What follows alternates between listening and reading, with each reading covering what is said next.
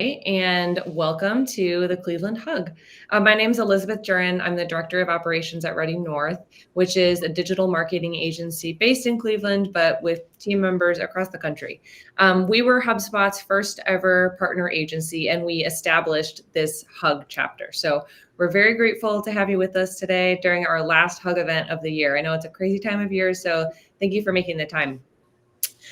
Today's format is slightly different than in events past. We're really going to rely on everyone joining in to make this conversation a success. So please feel free to participate with your camera on or off and join the discussion in the chat and with your mic. If you are experiencing any issues with accessing your mute button or being able to turn your camera or your mic on or off, just you can DM me as the presenter and I should be able to help. So this will be a largely unstructured discussion, but I do want to kick things off with a starting question, everyone's wheels turning. So automation is a powerful feature in HubSpot, as we all know, but it can be tricky. So sometimes it seems like using a workflow is both the solution and then the cause for many, many issues in portals. So I would love to hear from anyone with any specific automation challenges you're grappling with, or maybe challenges that you've overcome. So let's discuss this together, and I'm curious to hear from everyone.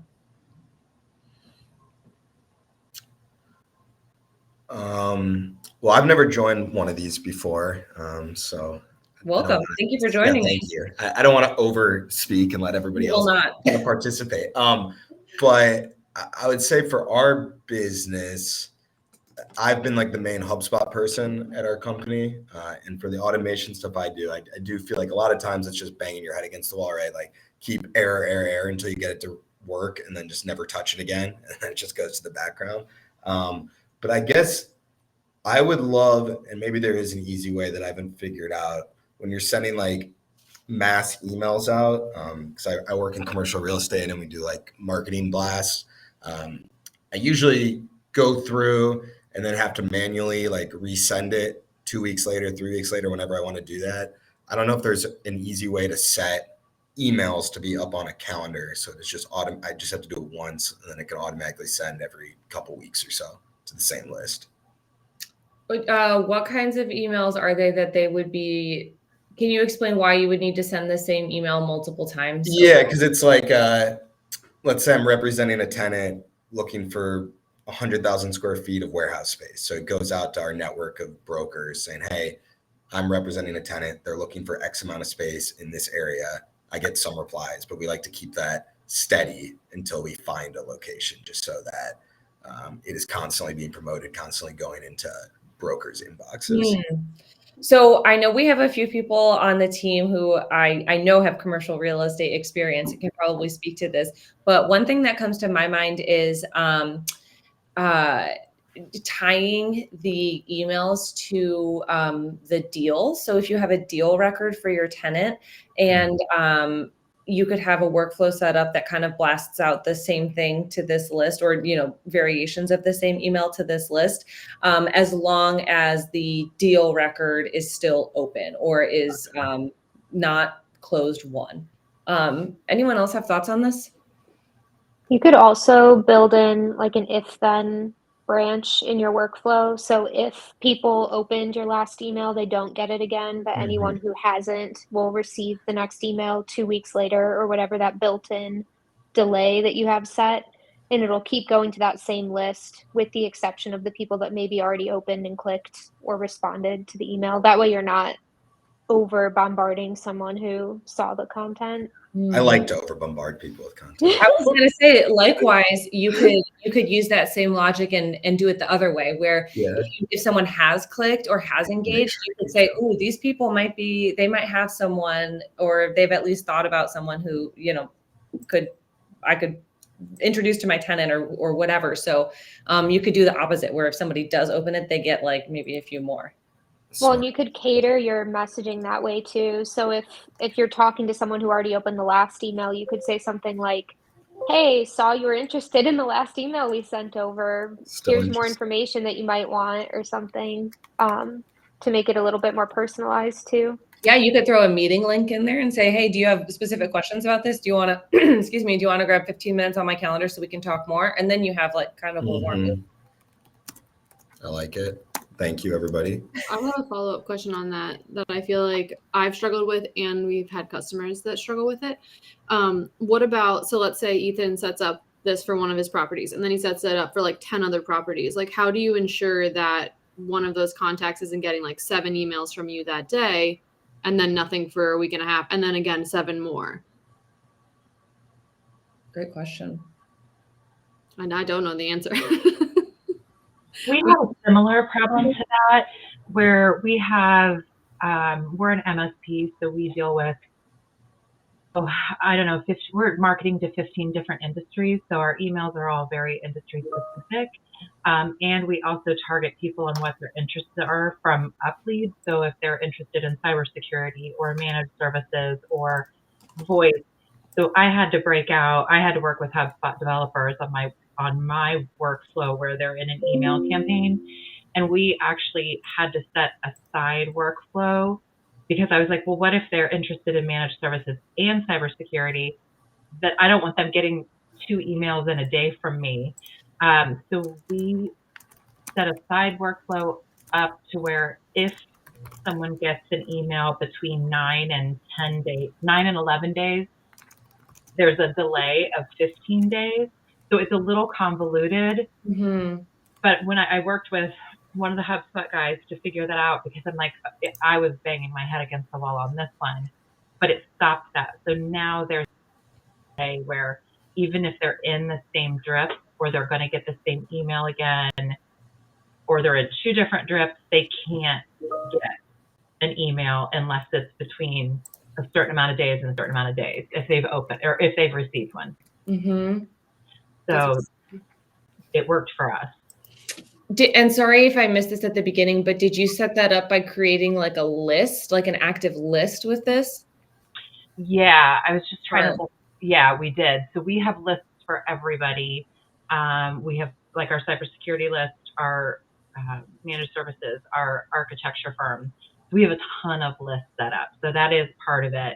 And I could have never done this, by myself. So I worked with Gus like 4 or 5 times to get all these set up because it was pretty convoluted. But yeah, it works for the email delay.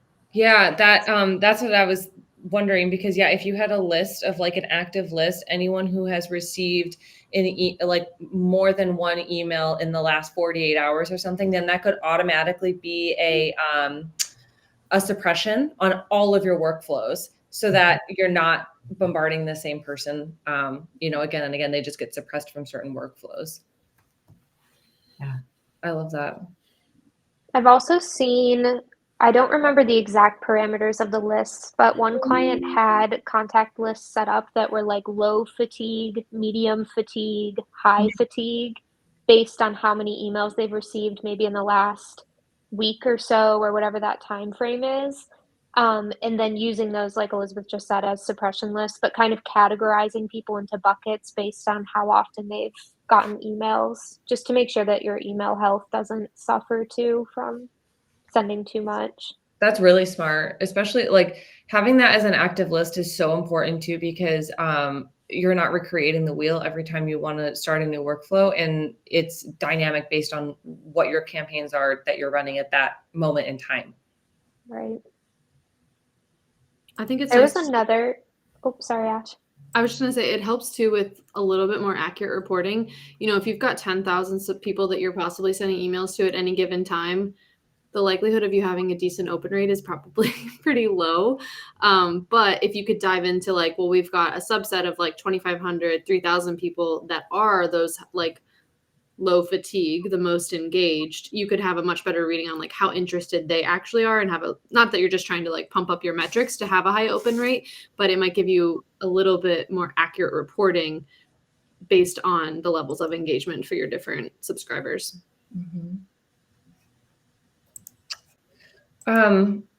So I'm curious if anyone else has just general HubSpot related challenges that they're facing.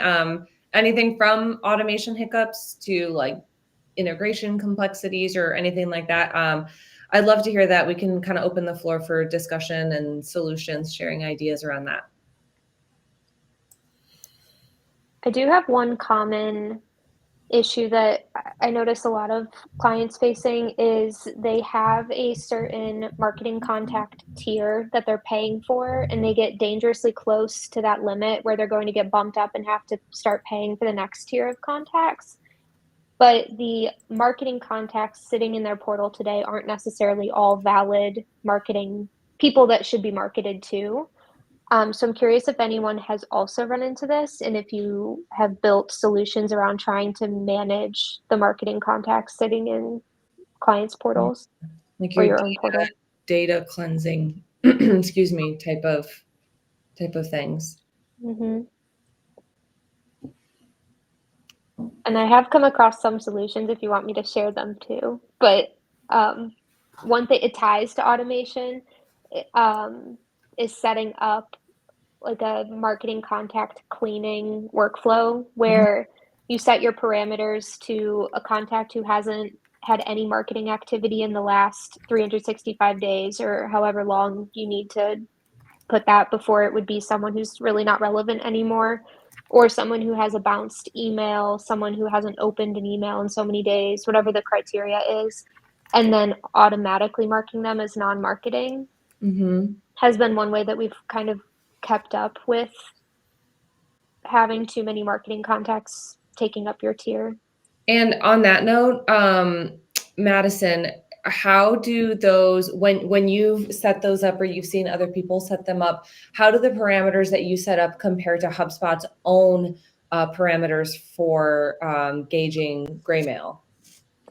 So HubSpot has an automatic, I think this is what you're talking about, where they'll identify contacts as you don't need to be marketing to them. Yeah. But I believe their parameters are just hard bounced emails and maybe like unsubscribes.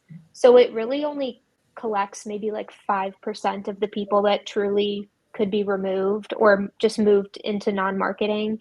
So we do that as well, but with automation, you can get a little bit more granular in the types of parameters you're setting up that relate to your business. So some businesses have super long sales cycles. Like even commercial real estate sales cycles are a lot longer. So you may need to keep contacts in your portal as marketing for 2 years, 3 years before they would be considered not relevant anymore. So setting up parameters that are more hyper specific to your business is something that I think automation can do a bit better than the out of the box HubSpot cleaning that the portal offers. Ashley, your comment in the chat, was this in reference to dealing with marketing contact tiers? Yes.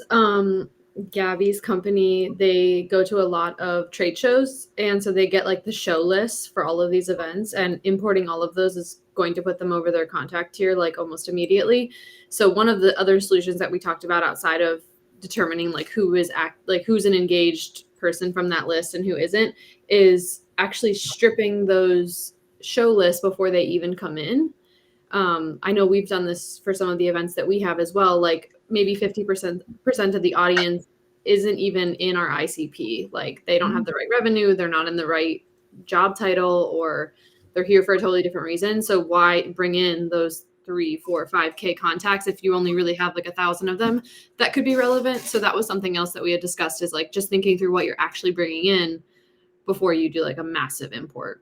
Yeah, that's smart. I wonder if there's like a quick or an automated way to do that too, other than just kind of like dumping them into a spreadsheet and removing everyone whose industry is XYZ or. Yeah, that's a good point.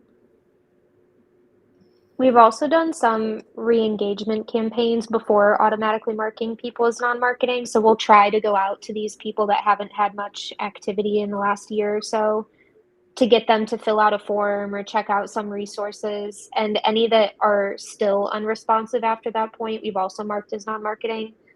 And it's nice because you're not deleting people completely from Mhm. your portal. They won't receive marketing emails until they opt back in. Mhm. Mhm.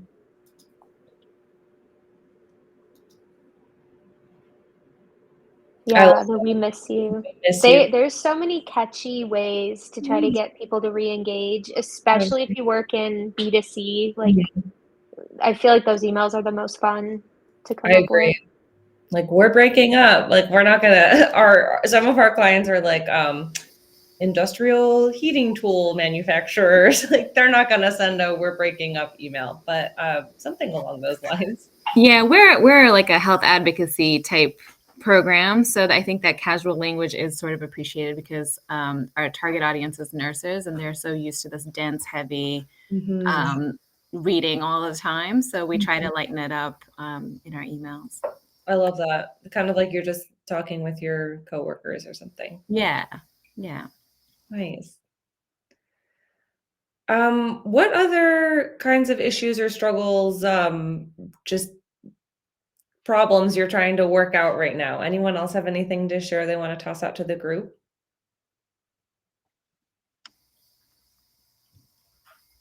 I'm wondering if do. anybody, oh, sorry, go ahead.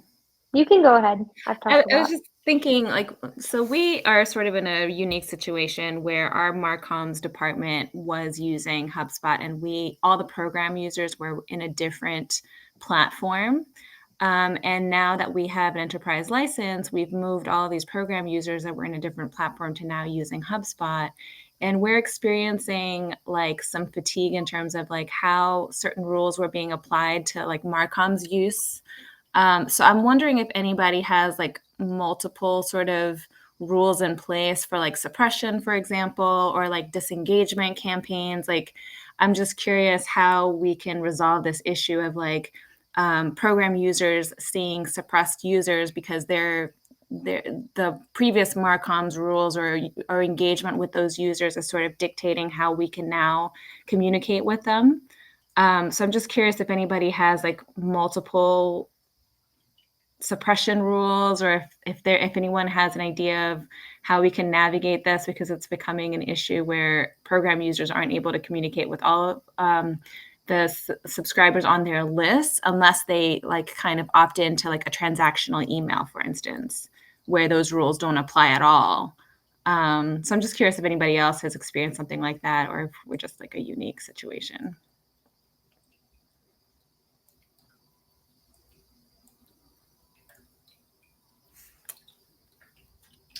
Anyone have input on this one? I'm curious, have you tried sequences as a way to like bypass some of that and still get in front of the right people, but in an automated way, since they're treated more as like one-to-one email sends? Is that relevant to what you're saying? That's an interesting proposal. I think that's something that we can probably take a look at. I don't know that that there are sequencing workflows like globally. I think that like some programs have specific workflows, but that's a good suggestion. We may look at that. Just so I understand, is the problem that people are being put on suppression lists and you want to market to them, but you're kind of bound by the legacy rules of Yes. the Yeah. So essentially, like, we run programs that have rolling registrations, and so these registration forms are not in HubSpot because, again, we have just been put into the system. So moving forward, I think we do want to build our registration forms on HubSpot to sort of better triage this issue. But we have these legacy subscriptions that come from these reg forms that are outside of HubSpot. And so these people have opted into receiving our content, even though they may have opted out previously to receiving our Marcoms promos, for example, or our membership promos, or anything in the e-store, stuff like that.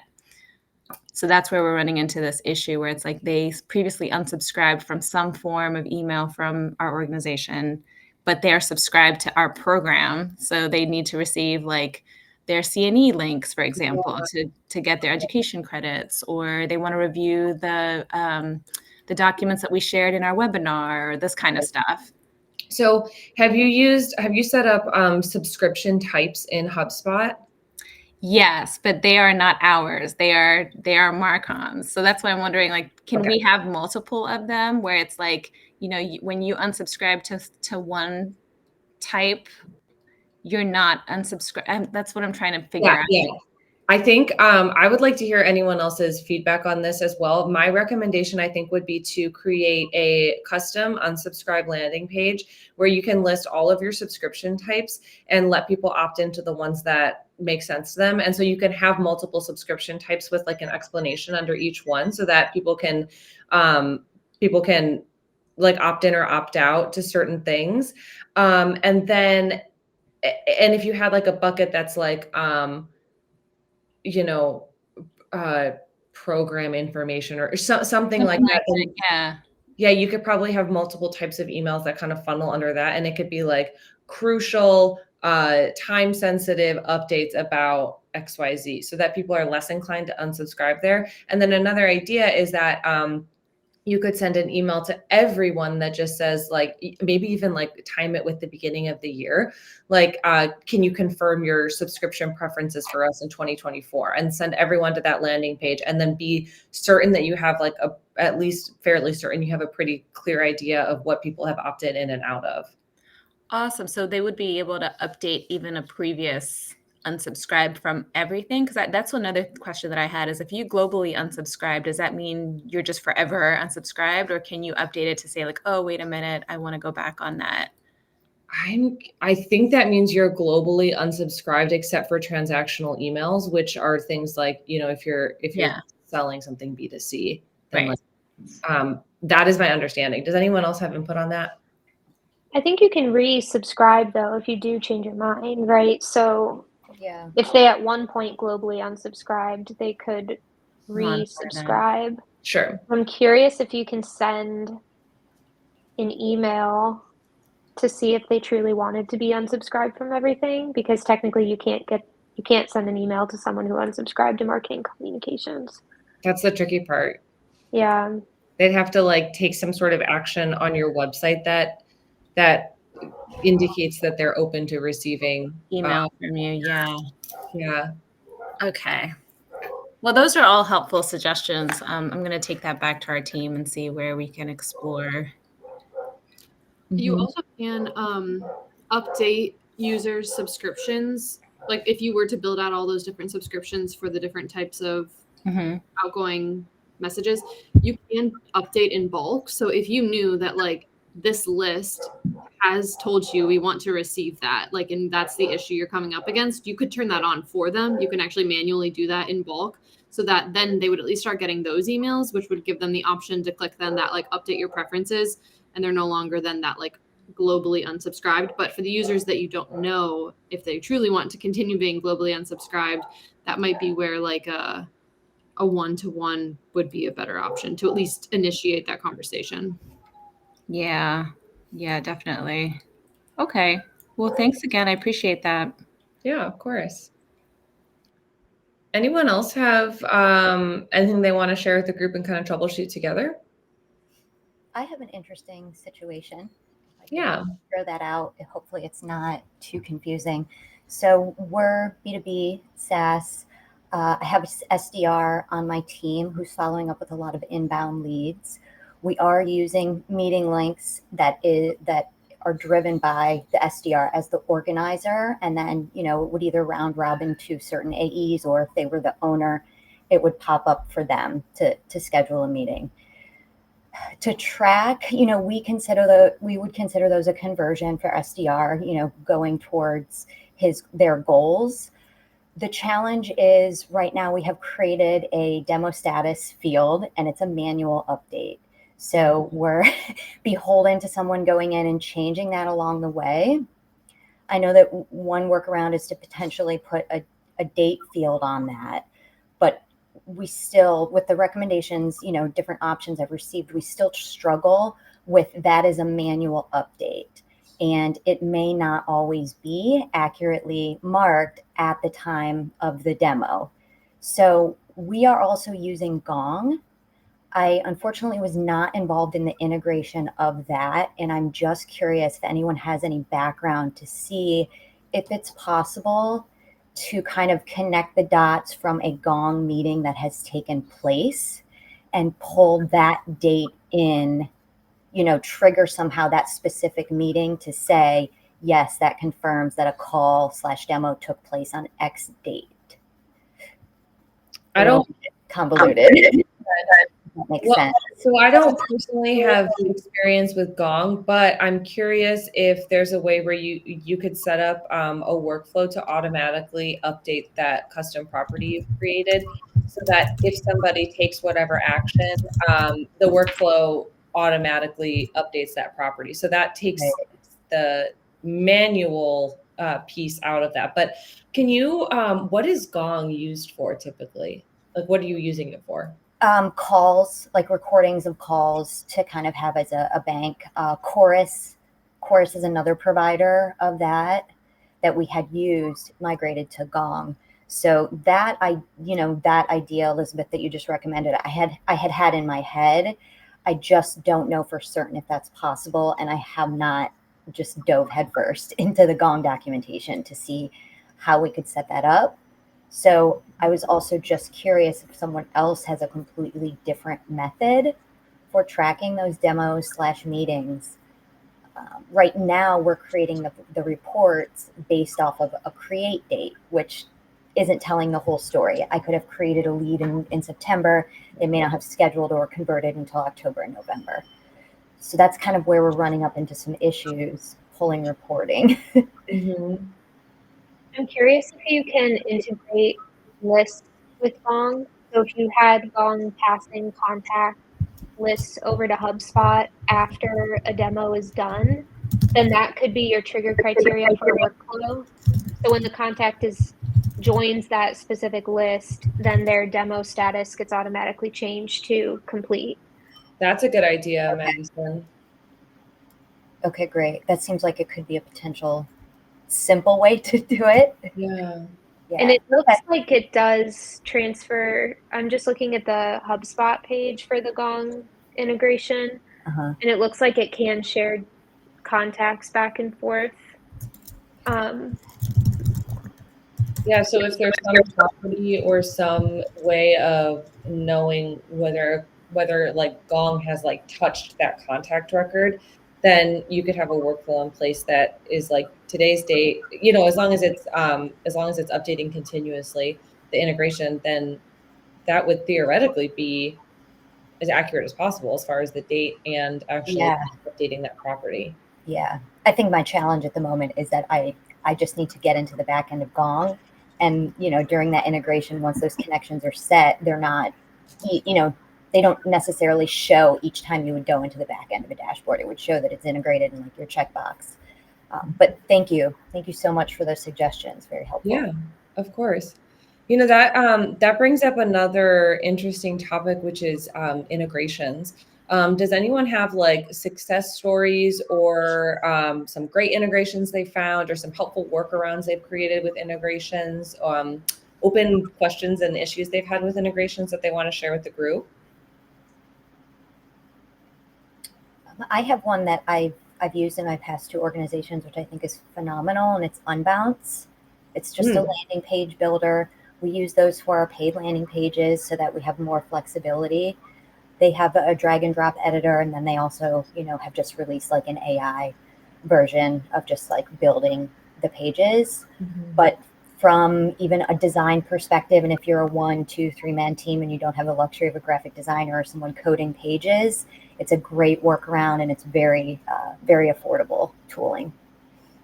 Nice.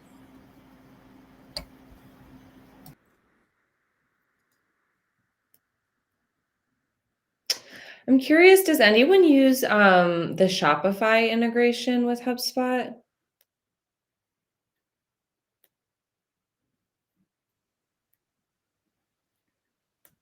I do. Okay. Yeah, well, the reason I was thinking about it is because many years ago, I worked with a client who used Shopify, and we had some super convoluted workflows and just like craziness to tie context to specific things that they purchased on a Shopify site. So I don't know if this would be helpful for the group or not. I'm just curious. If Shopify's integration has come a long way since I was last really in the weeds with it, and if you have had a good or bad experience with it. I would say we really use it in like the most basic way possible. So it's hard for me to say if there's been any like changes, but for how we use it, which is just like landing pages and emails, it's been pretty seamless, which has been nice. Nice. I had a customer recently, this is only kind of related, but that started using HubSpot payments, and it's for an online tech service. So they've got pretty standard products, only a couple like based on what kind of subscription you're getting. But it was my first time actually like helping them set up those payment links, and you could do all of it like right in HubSpot. You can see your reoccurring revenue expected out for the next like 24, 48 months, which is what I don't know if anyone else is using payments, but I wish I had a service I could list in HubSpot to use it. I'm glad I have customers that are using it because it seems like a pretty cool tool. That's good to know, because I do feel like the payments feature had kind of a slow up. It was like people were slow on the uptake with it. I don't think that it was immediately popularized among HubSpot users. Yeah, It definitely felt like a soft launch of the tool too, because I know they were still rolling out a lot of different features or trying to get feedback from the community before adding other aspects to it. I don't know if this is considered an integration, but we've really enjoyed using the Google Ads and like other paid ads tying in or integration with HubSpot, where you can see a lot more granular data from those platforms right in HubSpot. For example, we'll take a look at leads generated from paid search, and you can go in and see it's like original source breakdown 1 or 2, and you'll see the campaign name from the paid campaign where the contact came in. And you can see sometimes the keywords that they came in on, which is helpful information to tie back to deal revenue if that contact ended up becoming a deal in your pipeline. It's a nice way to kind of see the closed loop reporting on your paid efforts and then into your actual sales in HubSpot without having to look at 2 different reports, one on Google Ads and one on HubSpot. Are there any reports that you know of that exist right now that can like easily pull out some of those like keywords and sources, or is it just like manually wondering and diving in? So I am in the camp of building out my own reports because I find it faster than trying to find the out of the box report that works exactly for what I'm looking for. But a lot of the time I won't even go into the report builder because I honestly find it confusing sometimes, but I'll just go to the contact view. So if you just see all your contacts and just start building in your custom filters. So I'll look at like create date was this year, original source was paid search, and then original source breakdown number 1 is known, and then I can just see that column of who came from what. I assume in your report builder you would just follow a very similar process to then see it in like a graph form, but a lot of the times I find that to be the quickest way to get information that I need, and then you can also save it as a list to refer back to or keep checking throughout the year. Well, and I feel like from the client I'm thinking of specifically, they're more curious of the actual users, not just like numbers are important, but it's more like tying it back to those customers, those partners, those people that have started joining the organization. So that would almost be more helpful than just seeing like the number. Right. And then you can just click in immediately from that list. Or also if you're trying to build like a sales list for a rep or a department that needs to follow up with any of those people, using it as a list instead of a report is just a quicker way to take action on what you're seeing.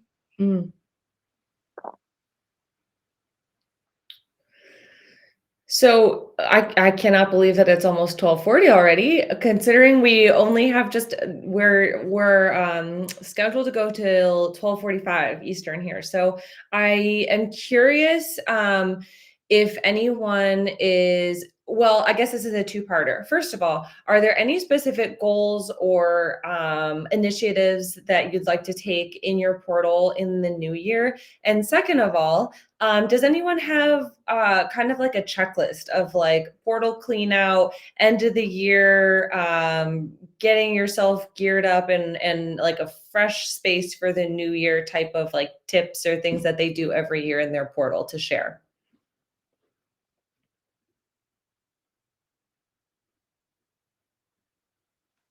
One thing that I try to recommend to any client I'm working with is to set up a data hygiene dashboard as one of your dashboards in HubSpot. I think that tip originally came from a HubSpot rep who I watched on a webinar. But it's smart to use your dashboards aside from just looking at marketing performance and sales performance, and you can also use it to keep an eye on the health of everything. So you can build reports of things like bounced contacts or there's a lot of different ones, but like email health performance, any that went to spam. So you can just get a quick view of what needs fixed and then go into those different spots in your portal and actually fix them. But just taking the time to set it up is something that not everyone wants to do, but it pays off. Yeah. I think too, like, especially if you are the HubSpot person or like, you know, the most active HubSpot admin in your organization, this is always a good time to go through and look at the lists that you're not using, the workflows that you're not using, all of the files that can clutter up. I know like in our portal, you'll end up having like 6 of the same image that is all just sitting in your files because you uploaded one and it didn't look quite right and you wanted to crop it differently or whatever. And there's of course tools in HubSpot now to do that type of thing, even directly within Canva, but doesn't always work out that way. And you'll end up with multiple types of files and stuff like that. Implementing folders for your files is another really smart thing. And then I would say too, like coming up with, if you don't already have a naming convention, putting a naming convention in place and, you know, communicating that to your full team so that people can use that in the new year. Those are like quick tips off the top of my head that are always good for end of year, beginning of year type of planning. Another could be deal cleanup too. We just met with a client this morning who has over 300 deals sitting in the like contacted stage, but they've been sitting for a long time and they probably either need to be moved into closed lost or wherever they need to go. But looking at your pipeline and seeing if you have any deals that haven't had activity in a certain amount of time. That's smart. I wonder if you could also use this time to come up with some automation to keep those things cleaned regularly. So like coming up with a workflow that says, if the deal has been in, you know, whatever stage for 3 months or more, move it to close lost or something like that. Or task it to someone to update the deal. Yeah, definitely. I know you can set workflows on deal activity date. So if it's been more than 30 days, 60 days, whatever. Yeah. I like thing too for that client, Madison. I don't if they're using deals, if they have Sales Hub Pro, have they started using that leads portion, like the prospecting tool? Because I've seen so many pipelines too, where like that first stage or two is more of that, like they're really not qualified yet. You're just like doing your research or hoping to connect with them, where that leads part of the prospecting tool now automatically updates as they engage. So they can sit in the leads document or leads area of the portal as long as they want, but they're not cluttering up your actual like revenue pipeline. Yeah, that's a really great point. They don't have Pro. So we did share that with them and they honestly like hack their way into using that idea where they have a first column in their deal pipeline that's just leads. So it's more than an SQL, but not quite a deal.